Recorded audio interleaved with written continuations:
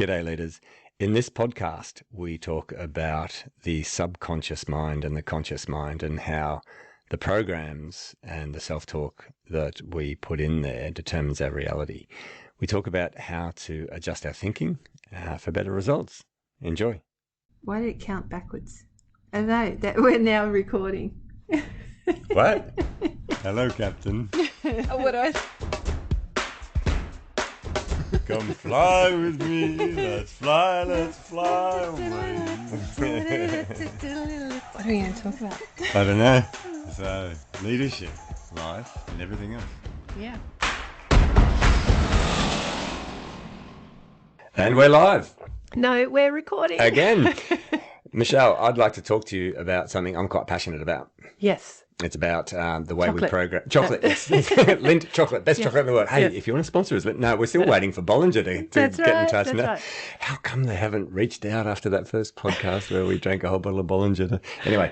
Sorry, I interrupted you. That's okay. Not at all. So I'd like to talk to you about conscious and subconscious mind, or programming our subconscious mind. Yes. It's something that I've been teaching and thinking about for many, many, many years. And it's something that I find fascinating. So without getting into too much science, we've got two parts to our brain. The top part of our brain, the neocortex, where we do our thinking, our language sits up there. And then we've got our subconscious mind. And our subconscious mind, I'm going to call a robot. Yep. Yeah. So it will obey every instruction that we give it. Okay, Yep. So we program our subconscious mind, which also forms our habits and those sort of things. And we program it with our thoughts and the way we speak to people. So the example I often give in training, especially when we're doing memory training, I always say to people, have you ever said this? Oh, I'm really bad at remembering names. Yeah. And a lot of people say that. And I'm really bad at remembering names. Oh, I can remember faces, but I can't remember names. Well, that's interesting, because what they're doing is they're programming their subconscious mind. They're saying that I'm the sort of person who is bad at remembering names. And the thing about our subconscious will obey every instruction we give it, and it doesn't like to be wrong. It's a robot. It just follows the instructions. So the next time that person meets somebody, they go up and they shake their hands and say, "Hi, I'm Guy." And they go, "Yeah, g'day, I'm David." And then the brain goes, "All right, David, what's David?" "Well, David's a name. What do we know about names? We're no good at names." "Oh, forget about David." Yeah. And so we program ourselves for failure. I remember when I first met you and I was going to have a procedure done on my foot and I needed a needle, and I said to you, I'm scared of needles. And you went, no, you were scared of needles. I'm thinking, who the hell are you to tell me whether I am or I'm not scared of needles? I'm scared of needles. And I do annoy people when I do that, because I do that all of the time. Do you know why I do that? I know why, because it's a past tense. You're not so getting rid of that programming. Yeah, I'm still working on it. Yeah. I used to be. I was afraid of needles. Yes. You're getting better every time. Yes, that's right. Because I had a fear of forgetting people's names. I had a bad memory when I was younger, and then I studied it, and I realized that if you say that you've got a bad memory, your memory has to then make that true. Yes. Yes. And so whenever I hear people saying, "Oh, I'm bad at this, I'm scared of needles, I'm doing this," I always look at them, I go, "You used to be."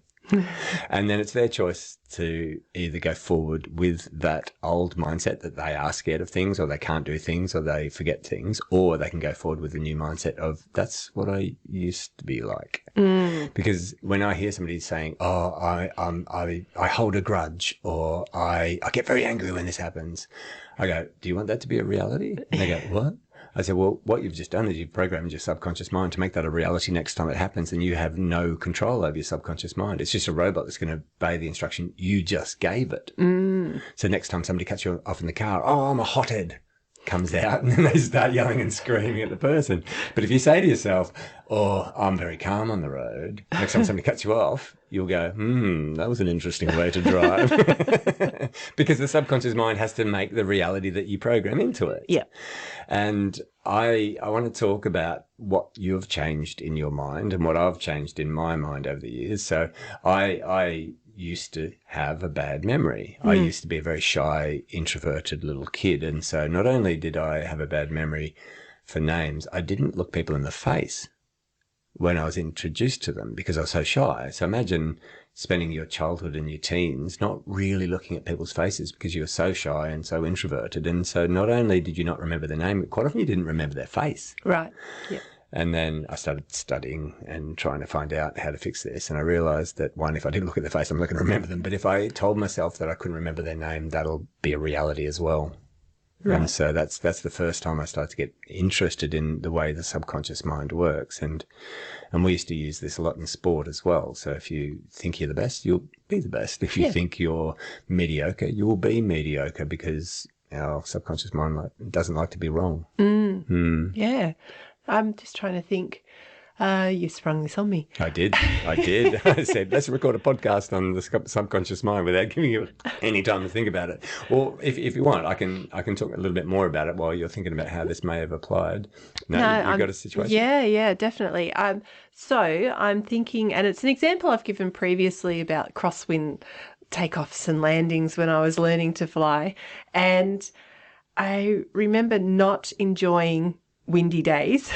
So when this particular lesson came up, having to go out to do hour upon hour of crosswind takeoff and landings in a little Cherokee to get it kind of set in my mind.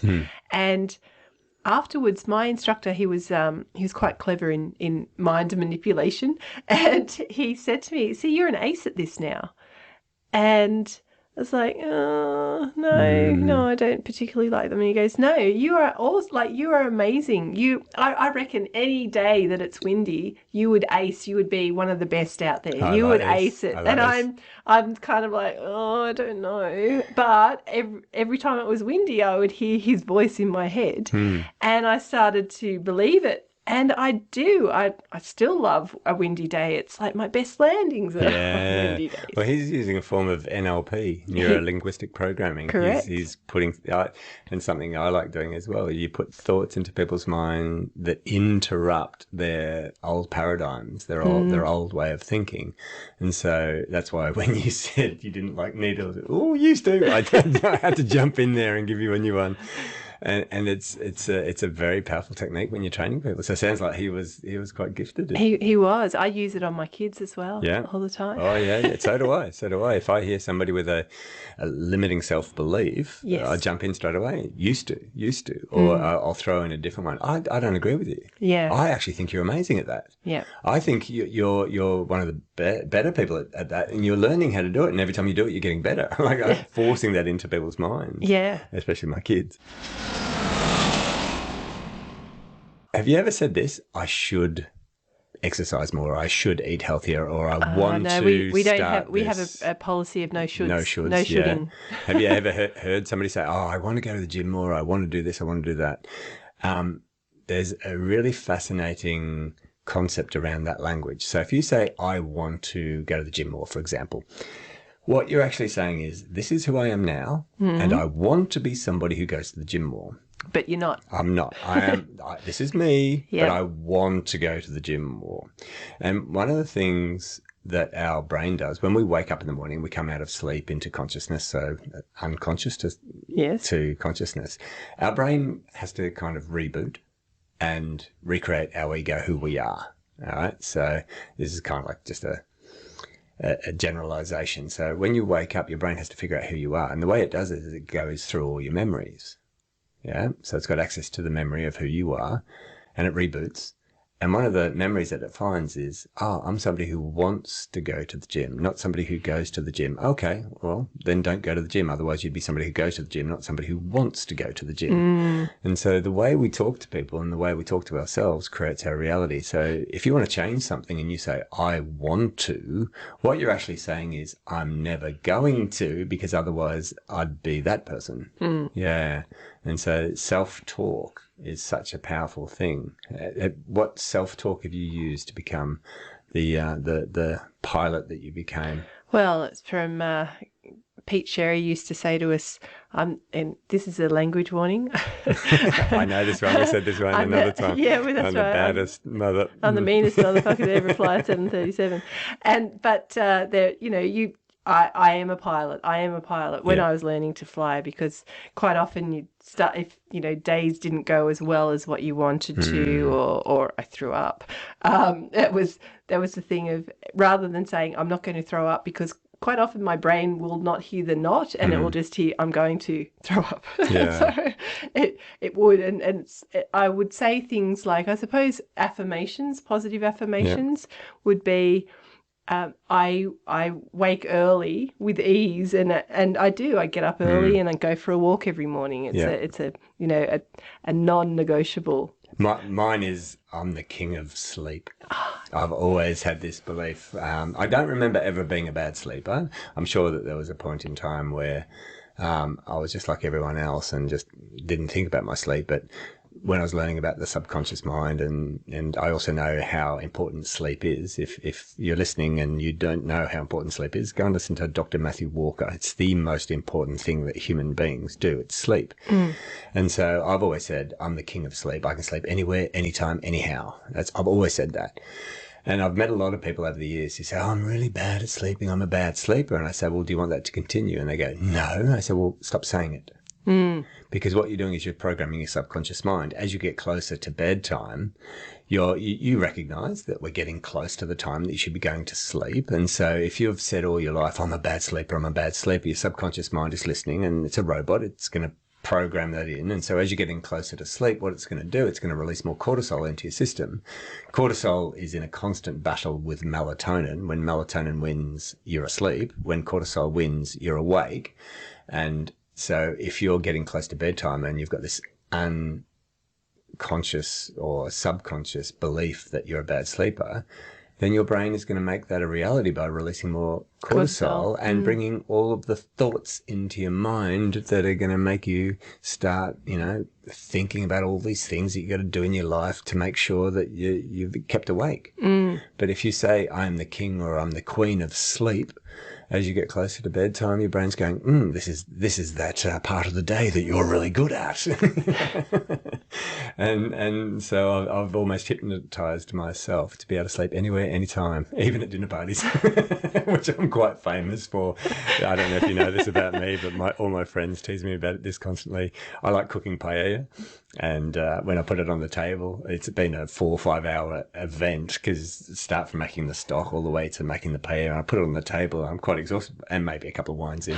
And then as I put it on the table, everyone's dishing up their paella, and I'm asleep at the end. It's my party trick. But the subconscious mind is such a powerful thing, and people don't realize that we program it every day with our thoughts and our language and our conversations with other people. Michelle, do you have any mindsets or things or subconscious programs that you play in your head?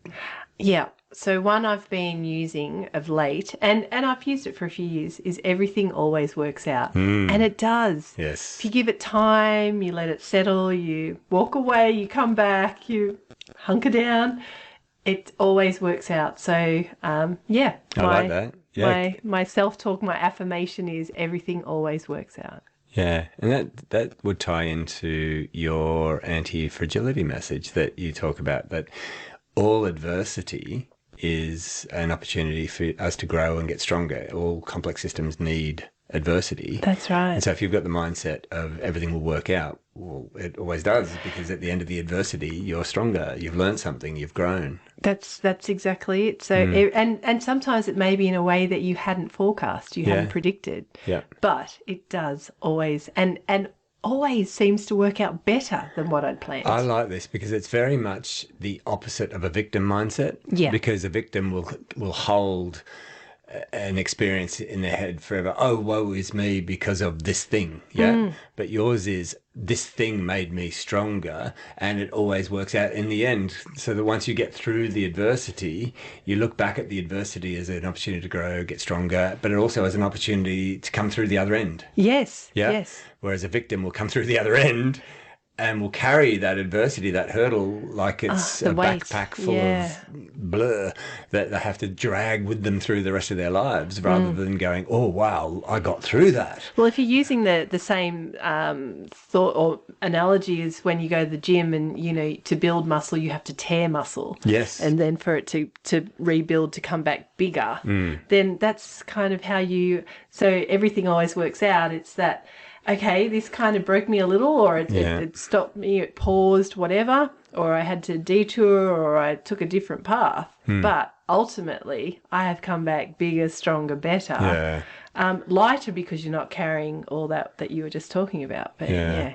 That's something I've had to really work at. I'm very guilty, although that's not the right word to use. I was very good at being a victim early in my life, and in different situations where I've gone through adversity, you know, things that you wouldn't want to happen in your life, but like we often talk about now, everything that's happened to us in our life has created the people we are today. Yeah. And we've spoken about this off the podcast, that we're both proud of where we've got to in our lives because of the shift in our mindsets. Whereas I have been periods in my life a victim to my circumstances and carried around that victim energy, that victim mindset. And it wasn't nice. I mean, I was a young man and I didn't know better, but it's still, I look back on it and I think it was so debilitating, and it stopped me from developing. But once you get rid of the victim energy, the victim mindset, and you see things as an opportunity to grow, get stronger, build, and everything works out for me, which is the one you said before. I've got a similar one. I don't really have words to it, but it's like I'll be fine. Yeah. I'll get there. Yeah. I'll get through this is the way I look at it. And I guess it's very similar to yours. Everything will work out for me in the end. Yeah. Much more powerful than dragging around the negative experiences that we've gone through. Yeah. Why do we do that? Why do we attach them to this chain? It's comfortable. It's something we know. Yeah, it is something we know, but it's almost like sometimes we allow these events in our lives to be an anchor that we're dragging along on a chain. That's, you know, that we're having to rip through the footpath as we walk forward. I'm getting metaphorical and dramatic now, but yeah, I guess I'm looking back at the old me that had that when I was younger, that, you know, you're holding this chain and dragging this anchor of victimhood, which is just going to slow you down. But if you can let it go and think, wow, what a fantastic experience that was, that I got through it in the end, and look at me now. Well, if you can look at it also that in order to know what happiness is, you have to have had sadness. You need the contrast, don't you? Yeah, so you need the contrast. Yeah, we can look at that as contrast. Yeah. And now it's like, woohoo. Yeah, you can't have peace without the opposite. You can't have happiness without the opposite. Oh, that got very deep in my head for a second. Yeah, we need that contrast, don't we? Yeah. Yeah. Where else have you changed your mindset to program better thoughts, better outcomes? Because there's a lot. I've still got a couple of limiting mindsets that I'm working on. Every time I catch myself saying them, I go, "Oh, nope, that's who I used to be. I used to be that person." Do you have any other? Oh, look, as you get older, of course, your body changes. Yeah. Mine has anyway. And so going from a young woman who never had to worry about what they ate and just walking to the fridge to get the next thing to eat, you know, made me lose 2 kilos, to then now having to work at it if I want to maintain a weight, and potentially watch what I eat, although I prefer to just do the extra work and eat what I want. That whole looking in the mirror and focusing on one particular aspect rather than the whole package. So my limiting belief has always been about, or limiting mindset about the size of what I see in the mirror somehow is what's going to happen in the day, or you know, on the scales. So I got rid of the scales. So they were lying to me. You're connecting that to how you were going to experience my the rest success. of the day. That's okay, right. wow. Yeah, which is which isn't healthy. And this happened I realised it a few years ago. when my eldest son was also focusing on his weight and image based on what I was saying. So I realized 'cause I was kids listen to everything we programming say. him Yeah. also. Yeah, and he's a tall, strapping man, so there's no way he's going to be the same weight, size, whatever as his friends. He's 6'7", isn't he? That's right. Yeah. So yeah, it was. So I thought, hang on, no. Yeah. So through the scales, stop this self-talk about, and just got into rather the energy. So my mind speak, the affirmations I was saying is, I feel amazing today. Yes. And on those days where the energy is not as great, at that time I would try and pump myself to get myself up. Now, a few years later, I'm realizing, okay, like the seasons, there are seasons to hibernate or to relax or to rebuild. And so if my energy's low on a particular day or a particular run of days, it's like, okay, this is my autumn. This is my winter. Okay. So you're going to be kind to yourself. But I like the concept of something that you were doing in the morning was then setting up the rest of your day. Yeah. And that's something that I have been looking to a lot lately.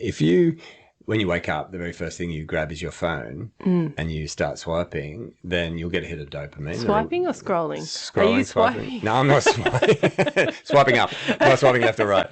So, it's, all right, scrolling. We'll call it scrolling. You're swiping your finger across the screen, whichever direction. There's 4 directions.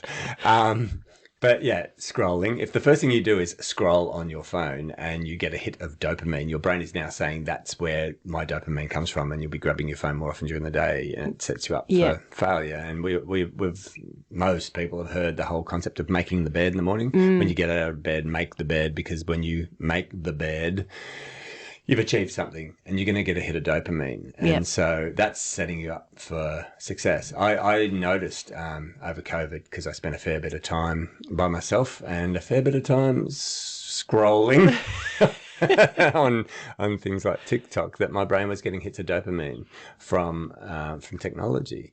And then your brain becomes addicted to it. And you've heard of dopamine depletion, which is where people keep grabbing their phones and swiping and getting little hits of dopamine. It's not enough. And it's a bad thing. So I like starting the day with an activity that gives me dopamine, a reward chemical for something that is actually rewarding, like make the bed, go for a walk, write a chapter, do something productive, because when you get the dopamine from that source, you're training your brain to look for dopamine from productive sources rather than unproductive sources, if that makes sense. Yeah, yeah. Even sitting around the table having breakfast or whatever with your kids and just having a laugh. Conversation, laugh. Yeah.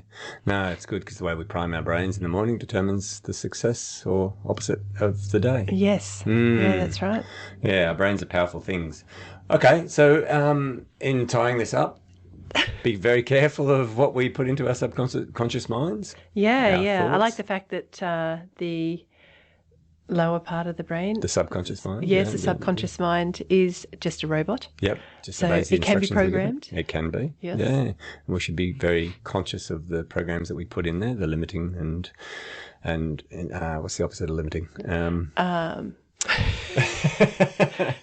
Encouragement? The encouraging thoughts and mindsets. And don't say, I want to. Say, I am. Yes. I go to the gym. Yes. I play the ukulele. I swim 3 times a week. State it as though it's you, and your subconscious mind then is programmed to think it's you, and that is then you. Yeah, I like that. Okay, so the world would be a better place with more dogs. More dogs. And if you'd like some merch, go to our website. We've got some merch, T-shirts and caps. And caps, more dogs, spread the word. And whenever you're wearing one, you always get people commenting, don't you? Absolutely. So it should come with a bit of a warning, actually, because, people they do have an opinion. So it'll either be yes, or there are cat people that say no. Or there's people who aren't animal people at all. No, we don't need more dogs. That's right. Good to see you again, Michelle. Thanks, Guy. Well, that was fun. That was fun. You're such a clown. The clown. Lady Captain. There we go. And who's going to listen to this? Maybe our mums. Thanks, Mum.